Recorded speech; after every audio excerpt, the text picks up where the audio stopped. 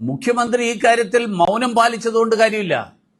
ആഗോള അയ്യപ്പ സംഗമം നടത്തി തെരഞ്ഞെടുപ്പ് അടുക്കുമ്പോൾ ഞാൻ ശബരിമലയുടെ കാര്യത്തിൽ താല്പര്യമുള്ള ഒരാളാണ് എന്ന് ജനങ്ങളുടെ ഇടയിൽ തെറ്റിദ്ധാരണ ഉണ്ടാക്കാൻ വേണ്ടിയിട്ട് ഒരു അയ്യപ്പ സംഗമം നടത്തിയത് കൊണ്ട് പ്രശ്നം അവസാനിക്കില്ല. ഈ വലിയ കൊള്ള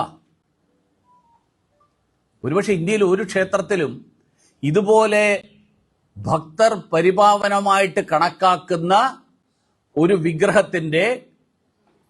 വിഗ്രഹം ദ്വാരപാലക ശില്പത്തിന്റെ സ്വർണപ്പാളികൾ, ദേവസ്വം എന്ന് പറഞ്ഞാൽ ദേവനെ സംബന്ധിക്കുന്നത് എന്നാണ് അതിനർത്ഥം.